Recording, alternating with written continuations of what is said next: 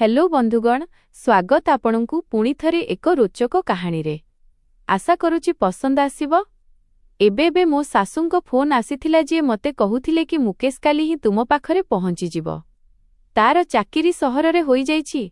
एहा सुनी मु किछिटा चिंतित होई गली, कारण मु एकाकी छोट फ्लैट रे रहुथिली एवं मो स्वामी अन्य देशकु जाईथिले।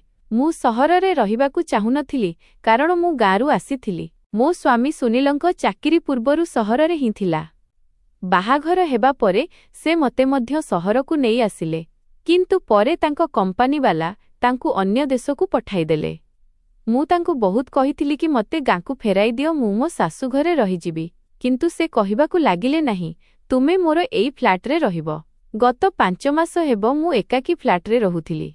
एबे तो मो पाख पड़ोसींको सह मध्य भल चिन्हा जणा होई जाइथिला, मन भी लागि जाइथिला। किंतु निज देवरंको आसीबा कथा सुनी मु अशांत होई जाइथिली। जदि मो स्वामी एठारे थांते तेबे मते कोनोसी चिंता नथांता, किंतु देवरंको सह एठारे एकाकी रहिबा मते किछि ठीक लागु नथिला। किंतु मु मो सासुंकु मना मध्य करि पारु नथिली। रातिरे जेतेबेले सुनीलंको फोन आसिला तेबे मु तांकु सासुंको कथा कहिदेली। से कहिबाकु लागिले, एहा तो भल कथा, भाई रहिबो तो मते तुम पई चिंता रहिबो नाही। मु कहिली, सुनील, किंतु मु केमिति एकाकी तांको सह गोटिए घरे रही पारिबी। मो कथा सुनी से रागरे गरगर हेले।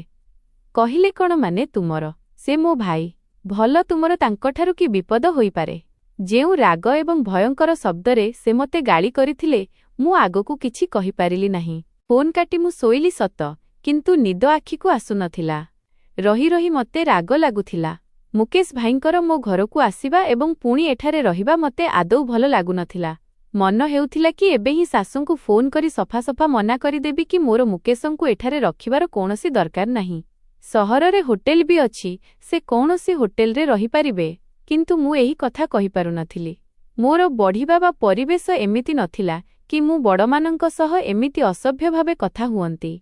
जदिओ मो भितरे भीषण राग थिला, मते मुकेश आरंभरु ही पसंद नथिले। मां निजर सबुठारु प्रिय सांग नीतांक पुओ सुनीलंक सह मो बाहाघर पिलादिनु ठीक करी रखिथिले।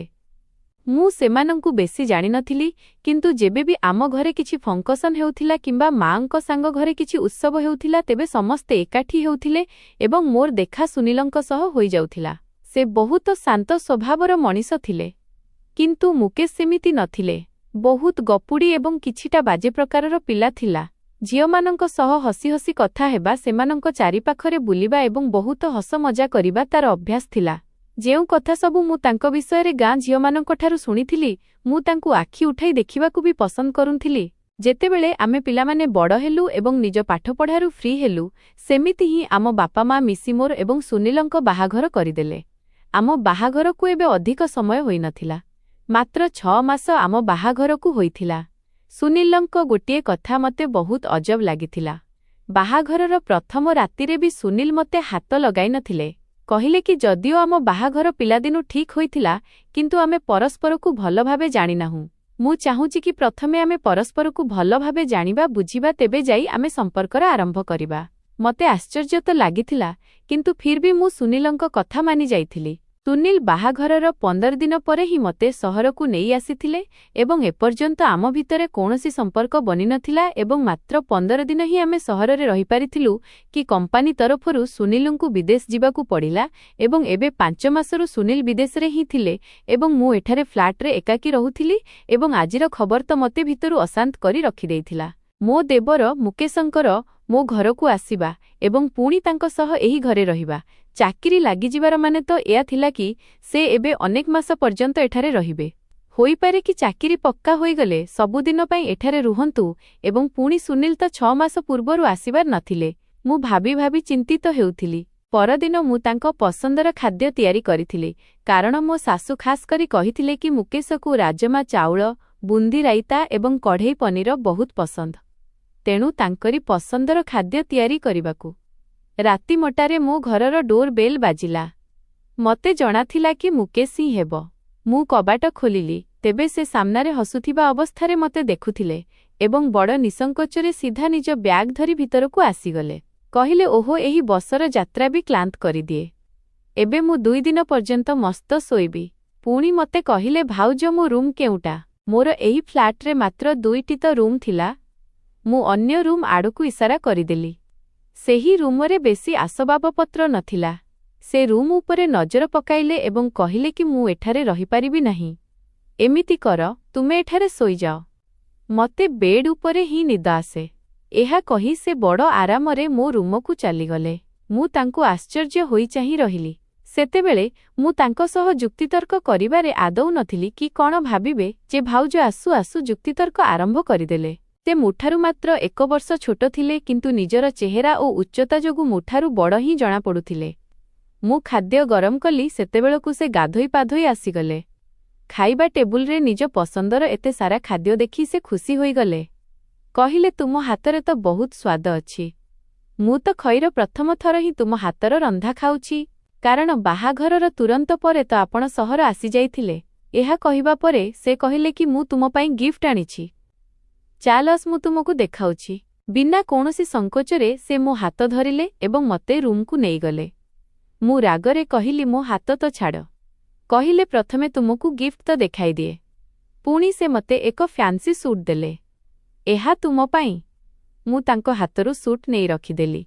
किंतु जेमितिका से पिला थिले, मु एया भाबिथिली कि मते एहांकठारू दूरता बजाय रखिबा उचित। किंतु मु जानि नथिली कि मु निज जीवनकू पुणी केउ नर्करे पकाई देइछि। रातिरे मुकेश रूमरे ही सोइले एवं मते ही ड्रॉइंग रूमर सोफारे सोइबाकू पड़िला।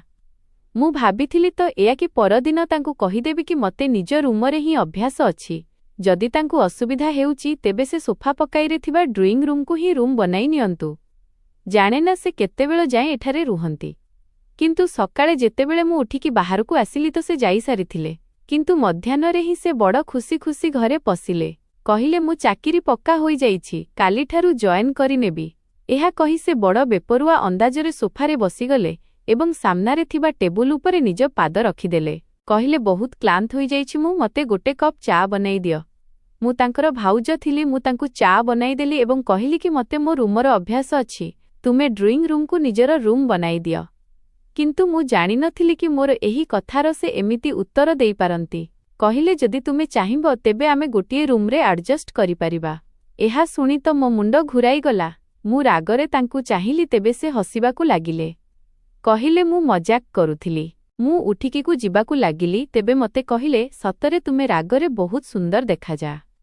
सतरे जेबे राग जोगु तुम गाल एवं नाक लाल होई जाए, तेबे मन हुए कि एसबुकू कथा अधारे छाड़ी से दुष्टामीरे हसिबाकू लागिले। मु जानिथिली कि से केउ प्रकारर कथारे अभ्यस्त। सामनाबाला तांको एमिति कथारे जेते हैराण हेउथिले भी से मानु नथिले। मु रातिर रोसेई करुथिली एवं सेईरे बसी टीवी देखुथिले। किंतु जेउ प्रकारर इंग्लिश मूवी से देखुथिले, तार शब्द मते किचेन भितरकू सुना जाउथिला। तांको निर्लजपण उपरे मोर मन हेला कि तांकु 2 पद सुनाई देबी कि तांकर ज्ञान नाही कि घरे तांको भाउज अछंती। किंतु मु चुप रहिली, किछि कहि पारिली नाही। रातिर खाइबा बनाई मु निज रूमकू चलीगली। रूमर अवस्था देखिली तो मो मुंड घुराई गला। मन हेला कि निज मुंड पिटी देबी। पूरा रूमरे तांको कपड़ा बिंची होई पड़िथिला। केउठी तौलिया तो केउठी जोता। मते जेतिकी सफासुतुरा पसंद थिला, से सेतिकी अपरिष्कार मनिष थिले। मु तांकर सबु कपड़ा उठाइली एवं धोइबा पाइरे पकाइदेली एवं तांको ब्याग बंद कली एवं बाहरेरे रखिदेली। परदिन ही से रूमरे बेड लगाई पकाई देइथिले। मु मुकेश घरकू आसिबा पूर्वरु ही रोसेई करी निज रूमकू जाई कबाट लॉक करी बसी जाइथिली कि जेबे ए खाई सोई जिबे तेबे जाई रूमरु बाहरिबी। सेईटा ही बेसी भल, कारण से जणे 1 नंबर असभ्य लोक थिले। किंतु मते आश्चर्य सेतेबेले लागिला जेतेबेले से मो कबाटकू बाड़ेइबाकू लागिले। मु कबाट खोलिली तो कहिले कि खाइबा तो टेबुलरे लगाई दियो। केबेठारू भोक लागिलानी एवं तुमे जे तुमर अनुभव ही नहीं कि किए जणे भोकिला शोषिला बाहरे बसिछि। मु कहिली, सबु किछि प्रस्तुत अछि, तुमेरे बाढ़ी नियो एवं खाई दियो। एया तो तुमे निजे भी करि पारिबो। मो कथा सुनी से नारे बेखलाइबाकू लागिले एवं कहिले कि करिबाकू तो मु बहुत किछि करि पारे। किंतु एहा कहि से पुणी हसिबाकू लागिले। तांकर एही हस मते विष भଳି लागुथिला एवं पुणी मोर टिके पाखकू होई कहिले, मते एही सबु कामर अभ्यास नाही, तेणु मते कष्ट तो हेउथिबो, किंतु एही सबु काम तुमकू ही करिबाकू पड़िबो। चालंतु जल्दी आस एवं खाइबा बाढ़, मते बहुत भोक लागुछि। मु तांकू रागरे चाहिथिली एवं कु चालीगली। खाद्य गरम कली एवं टेबुलरे लगाई देली। ତାଙ୍କ ସାମ୍ନାରେ ବସି ଖାଇବାକୁ ଚାହୁଁନଥିଲି, ତେଣୁ ନିଜ ପ୍ଲେଟ୍ ପ୍ରସ୍ତୁତ କଲି ଏବଂ ନିଜ ରୁମକୁ ଯିବାକୁ ଲାଗିଲି ତ ସେ କହିଲେ, ଏହା କ'ଣ କଥା ହେଲା ଏଠି? ମୋ ସାମ୍ନାରେ ବସି ଖାଇବା ଖାଅ। ମୁଁ ତୁମକୁ ଖାଇ ତ ଦେବିନି।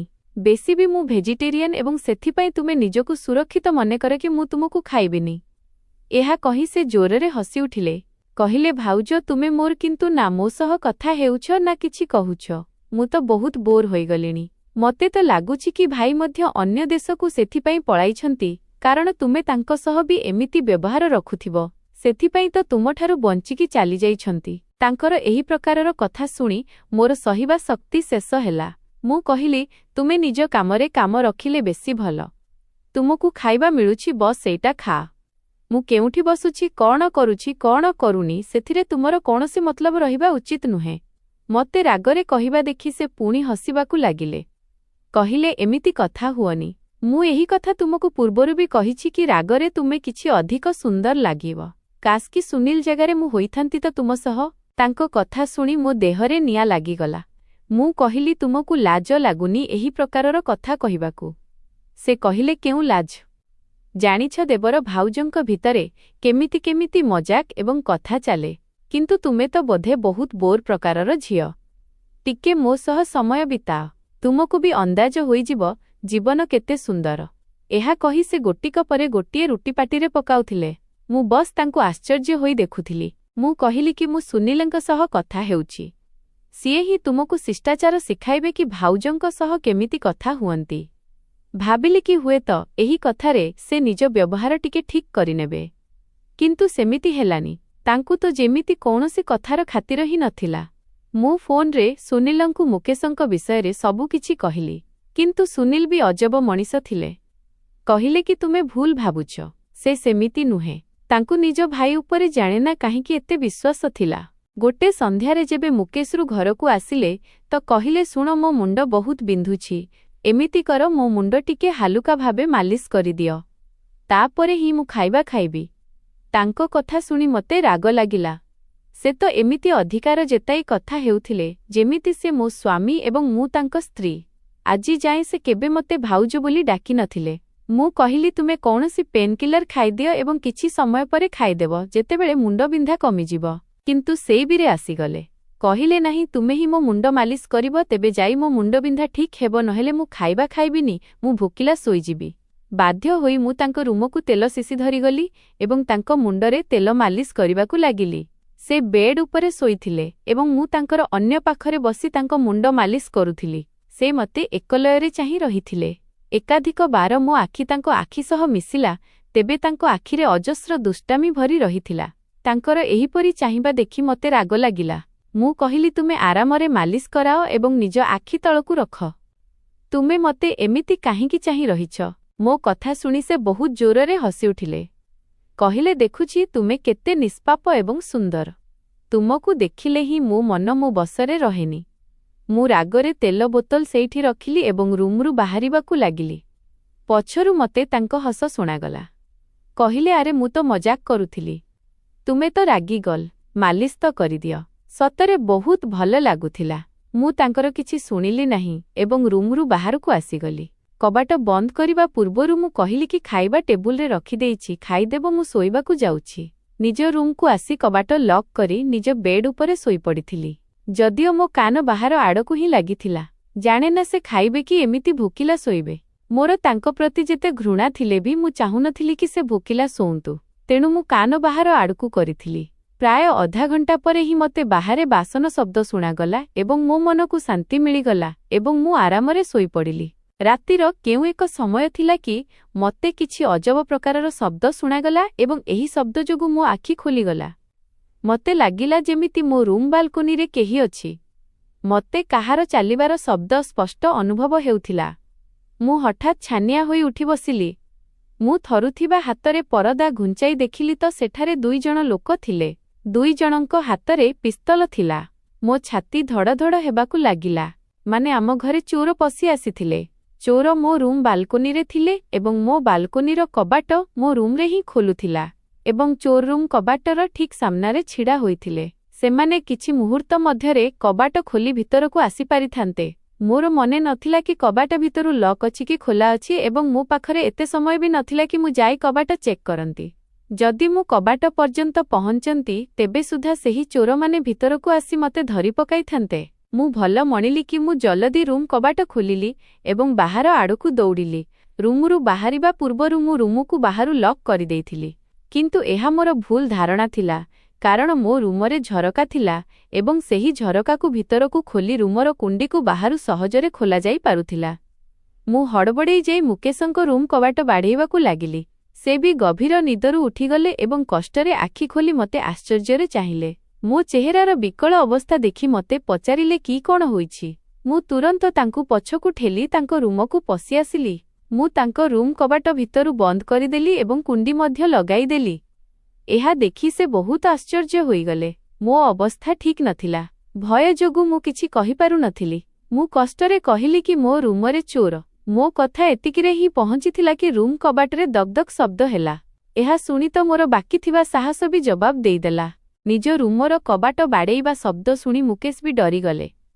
କିନ୍ତୁ ମୋ ଅବସ୍ଥା ତ ଏୟା ଥିଲା କି ମୋର ହୃଦସ୍ପନ୍ଦନ ବନ୍ଦ ହୋଇଯାଇଥିଲା ଏବଂ ପୁଣି ମୁଁ ଜାଣିନି କ'ଣ ହେଲା, ଭୟରେ ତାଙ୍କ ଛାତିରେ ଲାଗିଗଲି ଏବଂ ତାଙ୍କୁ ଦୁଇ ହାତରେ କୁଣ୍ଢାଇ ଧରିଲି। ମୁଁ କହିଲି, ବାହାରେ ଚୋର ଅଛନ୍ତି, ଏମାନେ ମୋ ରୁମରେ ଥିଲେ। ମୋତେ ବହୁତ ଭୟ ଲାଗୁଛି। ଭୟରେ ମୋତେ ଲାଗୁଥିଲା କି ବୋଧେ ମୋ ଜୀବନ ବାହାରିଯିବ। ମୋତେ ମୋର ଏହି ଭୁଲର ଆଦୌ ଜ୍ଞାନ ନଥିଲା କି ମୁଁ କ'ଣ କରୁଛି। ମୁଁ ଜୋରରେ ମୁକେଶଙ୍କୁ ଜାବୁଡ଼ି ଧରିଥିଲି ଏବଂ ତାଙ୍କ ଛାତିରେ ଲାଗି ଭୟରେ ଥରୁଥିଲି। ବୋଧେ ମୁଁ ବହୁତ ବେଶୀ ଡରିଯାଇଥିଲି। ରୁମରେ ପୁଣି ଥରେ କବାଟ ବାଡ଼େଇବା ଆରମ୍ଭ ହେଲା। ବାହାରେ ଯିଏ ବି ଥିଲା ସେ କହିଲା କି କବାଟ ଖୋଲ। ମୁଁ ମୁକେଶଙ୍କୁ କହିଲି କି କବାଟ ଖୋଲିବନି। ଏମାନେ ଆମ ଦୁହିଁଙ୍କୁ ମାରିଦେବେ। ମୁଁ ସେମାନଙ୍କ ହାତରେ ବନ୍ଧୁକ ଦେଖିଛି। ମୁଁ ତାଙ୍କ ଛାତିରେ ଲାଗି ଏହି ସବୁ କହୁଥିଲି। ସେ ମୋତେ କହିଲେ କି ତୁମେ ଚିନ୍ତା କରନି, ଏହି ଲୋକମାନେ ଭିତରକୁ ଆସିପାରିବେ ନାହିଁ। କବାଟ ଲକ୍ ଅଛି। ସେ ମୋତେ ନିଜଠାରୁ ଦୂରେଇବାକୁ ଚାହିଁଲେ କିନ୍ତୁ ମୁଁ ଭୟରେ ତାଙ୍କ ଛାତିରେ ଲାଗି ରହିଲି। ସେ ମୋତେ ନିଜ ହାତରେ ଧରି ବେଡ୍ ପର୍ଯ୍ୟନ୍ତ ନେଇଗଲେ। ପୁଣି ମୋତେ ବେଡ୍ ଉପରେ ବସାଇଲେ, ନିଜେ ବି ମୋ ପାଖରେ ବସିଲେ। କହିଲେ, ଡରନି, ମୁଁ ଅଛି ନା। କବାଟରେ ପୁଣି ଥରେ ଶବ୍ଦ ହେଲା। ଏଥର ବହୁ ଜୋରରେ ଜଣେ ଲୋକ କହିଲା କି କବାଟ ଖୋଲି ନହେଲେ ଆମେ କବାଟ ଭାଙ୍ଗିଦେବୁ। ଏହା ଶୁଣି ମୁଁ ତାଙ୍କ ହାତକୁ ନିଜ ଦୁଇ ହାତରେ ଜାବୁଡ଼ି ଧରିଲି। ବୋଧେ ଆମ ଭାଗ୍ୟ ହିଁ ଖରାପ ଥିଲା କି ଆମ ଦୁହିଁଙ୍କ ଫୋନ୍ ଆମ ପାଖରେ ନଥିଲା। ମୁଁ ବିକଳ ହୋଇ ଦୌଡ଼ିବା ବେଳେ ନିଜ ଫୋନ୍ ନିଜ ରୁମରେ ହିଁ ଛାଡ଼ି ଆସିଥିଲି ଏବଂ ମୁକେଶ ନିଜ ଫୋନ୍ ବାହାରେ ଚାର୍ଜିଂରେ ଲଗାଇଥିଲେ, କାରଣ ମୁକେଶଙ୍କ ରୁମରେ ବୋର୍ଡ ତ ଥିଲା କିନ୍ତୁ ଫୋନ୍ ରଖିବାକୁ କୌଣସି ଜାଗା ନଥିଲା। ତେଣୁ ଶୋଇବା ପୂର୍ବରୁ ମୁକେଶ ନିଜ ଫୋନ୍ରେ ହିଁ ଚାର୍ଜିଂରେ ଲଗାଇ ଦେଉଥିଲେ। ମୁଁ କହିଲି, ତୁମେ ବାହାରକୁ ଯିବନି। ସେ କହିବାକୁ ଲାଗିଲେ କି ଏହା ମୋର କିଛି କରିପାରିବେନି। ମୋ ହାତ ଛାଡ଼। ଏହା କହି ସେ ନିଜ ହାତ ମୋ ହାତରୁ ଛଡ଼ାଇ ନେଲେ ଏବଂ ତାପରେ ସେ ଏକ ଜାଗାରୁ ପିସ୍ତଲ ବାହାର କଲେ ଏବଂ ଏହା ଦେଖି ତ ମୋ ଛାତି ଥରିଗଲା। ମୋତେ ଏହି ଭୟ ଲାଗିବାକୁ ଲାଗିଲା କି କାଳେ ସେମାନେ ପରସ୍ପର ସହ ଲଢ଼ିବେ, କାଳେ ସେହି ଲୋକମାନେ ତାଙ୍କୁ ହିଁ ଗୁଳି କରିଦେବେ। ତୁରନ୍ତ ଉଠିକି ମୁଁ ମୁକେଶଙ୍କ ପାଖକୁ ଆସିଗଲି। ମୁଁ କହିଲି, ଏହା ତୁମେ କ'ଣ କରୁଛ? କହିଲେ, ମୁଁ କିଛି କାପୁରୁଷ ନୁହେଁ। ସେମାନଙ୍କ ମୁହଁତୋଡ଼ ଜବାବ ଦେବା ଭଲ ଭାବେ ଜାଣିଛି। ବାସ୍ ତୁମେ ରୁମ୍ରୁ ବାହାରକୁ ବାହାରିବନି। ମୁଁ କାନ୍ଦିବାକୁ ଲାଗିଲି ଏବଂ ତାଙ୍କୁ କହିଲି କି ଭଗବାନଙ୍କ ପାଇଁ ତୁମେ କେଉଁଆଡ଼େ ଯାଅନି। ଏମିତି ନ ହେଉ କି ସେମାନେ ତୁମକୁ ମାରିଦିଅନ୍ତୁ। ସେ କହିଲେ କି ତୁମେ ଚିନ୍ତିତ ହୁଅନି। ଯଦି ଏଠି ରୁମରେ ବି ବସି ରହିବା, ତଥାପି ସେହି ଲୋକମାନେ ରୁମ୍ କବାଟ ଖୋଲି ଭିତରକୁ ନିଶ୍ଚୟ ଆସିବେ। ତେଣୁ ଆମକୁ ସାହସର ସହ କାମ ନେବାକୁ ହେବ। ମୋତେ ଲଢ଼ିବା ବି ଆସେ ଏବଂ ଗୁଳି ଚଳାଇବା ବି। ଏହା କହି ସେ ରୁମରୁ ବାହାରକୁ ଚାଲିଗଲେ। ମୁଁ ରୁମ୍ କବାଟ ବନ୍ଦ କରିଦେଲି। ପୁଣି ମୋତେ ବାହାରେ ଯୁକ୍ତିତର୍କ ଏବଂ ଚିତ୍କାର ଶବ୍ଦ ଶୁଣାଗଲା। ମୋ ମନ ଭୟରେ ଥରୁଥିଲା। ଏମିତି ଲାଗୁଥିଲା ଯେମିତି ସେମାନେ ପରସ୍ପର ସହ ଲଢ଼ୁଛନ୍ତି ଏବଂ ମୋ ଛାତି ଭିତରେ ଧଡ଼ଧଡ଼ ହେଉଥିଲା ଯେମିତି କୌଣସି ବେଲଗାମ ଘୋଡ଼ା ଭଳି ଦୌଡ଼ୁଥିଲା।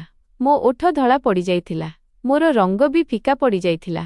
ମୁଁ ଦୁଇ ମୁଠା ବନ୍ଦ କରି ବେଡ୍ ଉପରେ ବସିଥିଲି ଏବଂ ଭୀଷଣ ଭାବେ ଥରୁଥିଲି କି ଯଦି ମୁକେଶଙ୍କର କିଛି ହୋଇଯାଏ ତେବେ ସେହି ଲୋକମାନେ ମୋ ସହ ବି ଜାଣେନା କ'ଣ କରିବେ। ଭୟରେ ମୋ ଅବସ୍ଥା ଖରାପ ହେବାକୁ ଲାଗିଥିଲା। ମୋତେ ଲାଗିଲା ଯେମିତି ମୋ ନିଶ୍ୱାସ ଅଟକି ଯାଉଛି ଏବଂ ସେତିକିବେଳେ ମୋତେ ଗୁଳି ଚଳାଇବା ଶବ୍ଦ ଶୁଣାଗଲା। ମୁଁ ଜାଣିନି କେବେ ଏବଂ କେମିତି କିନ୍ତୁ ମୁଁ ହୋସ୍ ହରାଇ ବସିଥିଲି। ବୋଧେ ଭୟରେ ମୁଁ ବେହୋସ ହୋଇଯାଇଥିଲି। ମୋ ଆଖି ଚଢ଼େଇମାନଙ୍କ କିଚିରିମିଚିରି ଶବ୍ଦରେ ଖୋଲିଲା। ହଠାତ୍ ମୁଁ ଉଠି ବସିଲି ତ ଦେଖିଲି କି ମୁଁ ମୁକେଶଙ୍କ ବିଛଣାରେ ଶୋଇଥିଲି। ମୋ ବାଳ ବି ବିଞ୍ଚି ହୋଇ ପଡ଼ିଥିଲା। କିନ୍ତୁ ମୁଁ ଏକାକୀ ତାଙ୍କ ରୁମ୍ରେ ଥିଲି। ହଠାତ୍ ତ ମୋତେ ଏହା ବୁଝାପଡ଼ିଲାନି କି ମୁଁ ତାଙ୍କ ରୁମ୍କୁ ଆସିଲି କେମିତି। କିନ୍ତୁ ପୁଣି ରାତିର ସେହି ଦୁର୍ଘଟଣା ମୋର ମନେ ପଡ଼ିବାକୁ ଲାଗିଲା ଏବଂ ଯାହା ମନେ ପଡ଼ିବା କ୍ଷଣି ମୋର ହୋସ ଉଡ଼ିଗଲା। ମୋତେ ତ ଏୟା ବି ଜଣାନଥିଲା କି ବାହାରେ କ'ଣ ହୋଇଥିଲା। ମୁଁ ତୁରନ୍ତ ତାଙ୍କ ରୁମରୁ ବାହାରକୁ ଆସିଲି ତ ମୁକେଶ ସୋଫାରେ ବସି ସିଗାରେଟ୍ ଟାଣୁଥିଲେ। ତାଙ୍କ ବାହୁରେ ପଟି ବନ୍ଧା ହୋଇଥିଲା ଏବଂ ମୁଣ୍ଡରେ ମଧ୍ୟ କ୍ଷତ ଚିହ୍ନ ଥିଲା। ଏହା ଦେଖି ମୁଁ ତାଙ୍କ ପାଖକୁ ଗଲି। ମୁଁ କହିଲି, ତୁମେ ଏଠି ଏବଂ ସେହି ଲୋକମାନେ? ମୁକେଶ କହିବାକୁ ଲାଗିଲେ, ସେମାନଙ୍କୁ ପୋଲିସ ଧରି ନେଇଛି। ସେମାନେ ପୋଲିସର ହେପାଜତରେ ଅଛନ୍ତି। ଏହା କହି ସେ ମୋଠାରୁ ନଜର ଲୁଚାଇବାକୁ ଲାଗିଲେ। ମୁଁ କହିଲି କି ତୁମ ବାହୁରେ କ'ଣ ହୋଇଛି? ସେ କହିଲେ କି ଲଢ଼େଇ ସମୟରେ ସେହି ଲୋକମାନେ ମୋ ଉପରକୁ ଗୁଳି ଚଳାଇଥିଲେ, କିନ୍ତୁ ତାହା ମୋ ବାହୁକୁ ଛୁଇଁକି ଚାଲିଯାଇଥିଲା। ତେଣୁ ମୁଁ ହସ୍ପିଟାଲରେ ପଟି କରାଇ ଆସିଛି। ତୁମେ ବୋଧେ ବେହୋସ ହୋଇଯାଇଥିଲ, ତେଣୁ ତୁମକୁ କୌଣସି କଥାର ଖବର ନଥିଲା। କିନ୍ତୁ ଏବେ ତୁମେ ଆଦୌ ଚିନ୍ତା କରନି, ସବୁ କିଛି ଠିକ୍ ଅଛି। ସେ ମୋଠାରୁ ନଜର ଲୁଚାଇ କଥା ହେଉଥିଲେ। ମୁଁ ମଧ୍ୟ ଭଗବାନଙ୍କୁ ଧନ୍ୟବାଦ ଜଣାଇଲି କି ଚାଲ ମୁକେଶଙ୍କର କିଛି ହୋଇନି ଏବଂ ସେହି ଲୋକମାନେ ପୋଲିସ ହେପାଜତକୁ ପହଞ୍ଚିଗଲେ। କିନ୍ତୁ ସେହି ଦିନଠାରୁ ମୁଁ ବହୁତ ବେଶୀ ଡରିଯାଇଥିଲି। ଜାଣେନା କାହିଁକି ମୁକେଶ ମଧ୍ୟ ଚୁପଚାପ ରହିବାକୁ ଲାଗିଲେ। ଏବେ ସେ ଆଗ ଭଳି ଦୁଷ୍ଟାମି, କଥା କଥାରେ ହସିବା, ମୋ ସହ ମଜାକ କରିବା ବିଲକୁଲ ବନ୍ଦ କରିଦେଇଥିଲେ। ମୁକେଶଙ୍କୁ ମୁଁ ଯେମିତି ଭାଉଜ ବୋଲି ଭାବୁଥିଲି ସେ ସେମିତି ନଥିଲେ ଏବଂ ଏବେ ତ ବହୁତ ଗମ୍ଭୀର ହୋଇଯାଇଥିଲେ। ମୋ ସହ ବେଶୀ କଥା ବି ହେଉନଥିଲେ। ଜାଣେନା କାହିଁକି, କିନ୍ତୁ ସେ ବହୁତ ବେଶୀ ସିଗାରେଟ୍ ଟାଣିବାକୁ ଲାଗିଲେ।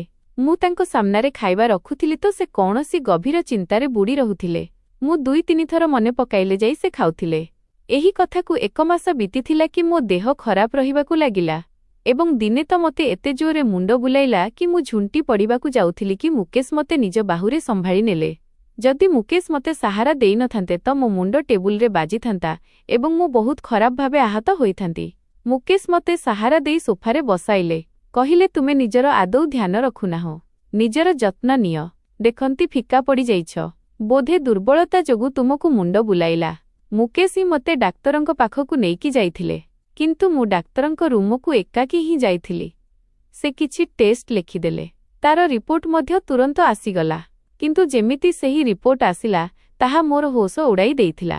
ସେହି ଡାକ୍ତର କହିବାକୁ ଲାଗିଲେ କି ତୁମେ ପ୍ରେଗନେଣ୍ଟ। ଏହା ଶୁଣି ତ ମୋର ମୁଣ୍ଡ ଘୂରାଇଗଲା। ମୋ ସ୍ୱାମୀ ତ ଗତ 3-4 ମାସରୁ ମୋ ପାଖରେ ନଥିଲେ ଏବଂ ସବୁଠାରୁ ବଡ଼ କଥା ମୋ ସ୍ୱାମୀ ତ ମୋତେ ଆଜି ଯାଏଁ ହାତ ବି ଲଗାଇ ନଥିଲେ। ତେବେ ଏହାର ମାନେ ମୁକେଶ ମୋ ସହ, କିନ୍ତୁ କେବେ ଏବଂ କେମିତି ମୋତେ ତ ଆଦୌ ମନେ ପଡ଼ୁନଥିଲା। ମୋ ମୁଣ୍ଡ ସମ୍ପୂର୍ଣ୍ଣ ଶୂନ୍ୟ ହୋଇଯାଇଥିଲା। ମୁଁ ଭାବି ଭାବି ଚିନ୍ତିତ ଥିଲି କି ସେ ମୋ ସହ ଏମିତି କେବେ କଲେ, କାରଣ ନା ତ ମୁଁ କୌଣସି ନିଶା ଔଷଧ ଖାଉଥିଲି ନାହିଁ, ମୋତେ କୌଣସି ଏମିତି ନିଶା ଦ୍ରବ୍ୟ ଖୁଆଇ ଦିଆଯାଇଥିଲା। ପୁଣି ମୁଁ ଗର୍ଭବତୀ। ମୋର ମନେ ପଡ଼ିବାକୁ ଲାଗିଲା କି ଯେଉଁଦିନ ଆମ ଘରେ ଚୋର ପଶିଥିଲେ ମୁଁ ଭୟ ଯୋଗୁଁ ହୋସ୍ ହରାଇଥିଲି ଏବଂ ତା ପରଠାରୁ ମୁକେଶଙ୍କ ବ୍ୟବହାର ମଧ୍ୟ ସମ୍ପୂର୍ଣ୍ଣ ବଦଳି ଯାଇଥିଲା। ସେ ହଜିଲା ହଜିଲା ରହୁଥିଲେ ଏବଂ ବିଲକୁଲ ଚୁପ୍ ହୋଇଯାଇଥିଲେ। କାଳେ ସେହି ରାତିରେ ହିଁ ମୁକେଶ ମୋ ସହ। ଏହି ଚିନ୍ତା ତ ମୋର ହୋସ ଉଡ଼ାଇ ଦେଇଥିଲା। ସେ ମୋର ବେହୋସିର ଅନୁଚିତ ଫାଇଦା ଉଠାଇଥିଲେ। ସେ ବି ଏମିତି ଏକ ସମୟରେ ଯେବେ ମୋତେ ତାଙ୍କ ସାହାରାର ଦରକାର ଥିଲା। ମୁଁ ମୋର ବହୁଥିବା ଲୁହ ପୋଛିଲି ଏବଂ ଡାକ୍ତରଙ୍କ ରୁମରୁ ବାହାରକୁ ଆସିଗଲି। ସେ ସାମ୍ନାରେ ହିଁ ବସିଥିଲେ। ମୋତେ ଦେଖି ମୋ ପାଖକୁ ଆସିଲେ। କହିଲେ, କ'ଣ ହେଲା? ଡାକ୍ତର କ'ଣ କହୁଛନ୍ତି? ମୁଁ ତାଙ୍କୁ କ'ଣ ଉତ୍ତର ଦେଇଥାନ୍ତି? ମୁଁ ତାଙ୍କୁ କିଛି କହିଲି ନାହିଁ। ମୁଁ ଭାବିଥିଲି କି ଘରକୁ ଯାଇ ତାଙ୍କୁ ପଚାରିବି କି ସେ ମୋ ସହ ଏମିତି କାହିଁକି କଲେ। ମୁଁ ତାଙ୍କ ଭାଇଙ୍କ ସ୍ତ୍ରୀ ଥିଲି। ତାଙ୍କୁ ଲାଜ ଲାଗିବା କଥା ଏହିସବୁ କଲାବେଳେ। କିନ୍ତୁ ଘରକୁ ଯାଇ ତ ମୋର ହୋସ୍ ଉଡ଼ିଗଲା। ସାମ୍ନାରେ ହିଁ ସୁନୀଲ ଛିଡ଼ା ହୋଇ ହସୁଥିଲେ। କହିଲେ, କେମିତି ଲାଗିଲା ମୋର ସରପ୍ରାଇଜ୍? ମୁଁ ଦେଖି ଆଶ୍ଚର୍ଯ୍ୟ ହୋଇଗଲି। ମୋ ଛାତି ଧଡ଼ ଧଡ଼ ହେବାକୁ ଲାଗିଲା। କିନ୍ତୁ ମୁଁ ଦେଖିଲି କି ସୁନୀଲଙ୍କୁ ଦେଖି ମୁକେଶ କିଛି ଅଧିକ ହିଁ ଚିନ୍ତିତ ଜଣାପଡ଼ୁଥିଲେ। ମୁଁ ସୁନୀଲଙ୍କ ପାଖକୁ ଚାଲିଗଲି। ସେତେବେଳେ ମୁଁ ଏହି ପ୍ରକାର ଭିତରୁ ଦୁଃଖୀ ଏବଂ ଭାଙ୍ଗି ପଡ଼ିଥିଲି କି ମୋତେ କିଛି ବୁଝାପଡ଼ୁନଥିଲା କି କ'ଣ କରିବି। ମୁଁ ସୁନୀଲଙ୍କୁ ଲାଗି କାନ୍ଦିବାକୁ ଲାଗିଲି। ତାଙ୍କୁ କେମିତି କହିବି କି ତାଙ୍କ ଭାଇ ମୋତେ ବରବାଦ କରିଦେଇଛନ୍ତି। ମୁଁ ତ ଅସୁବିଧା ସମୟରେ ତାଙ୍କ ପାଖକୁ ଏଇଥିପାଇଁ ଯାଇଥିଲି କି ମୋତେ ଲାଗିଥିଲା କି ସେ ମୋତେ ଆଶ୍ରୟ ଦେବେ। କିନ୍ତୁ ମୁଁ ଜାଣିନଥିଲି ସେ ମୋତେ ବରବାଦ କରି ରଖିଦେବେ। ସୁନୀଲ ମୋ ମୁଣ୍ଡକୁ ସାଉଁଳାଇବାକୁ ଲାଗିଲେ ଏବଂ କହିବାକୁ ଲାଗିଲେ, ମୁଁ ଆସି ତ ଯାଇଛି। ତୁମକୁ ତ ଖୁସି ହୋଇଯିବା କଥା। ତୁମେ କାନ୍ଦୁଛ କାହିଁକି?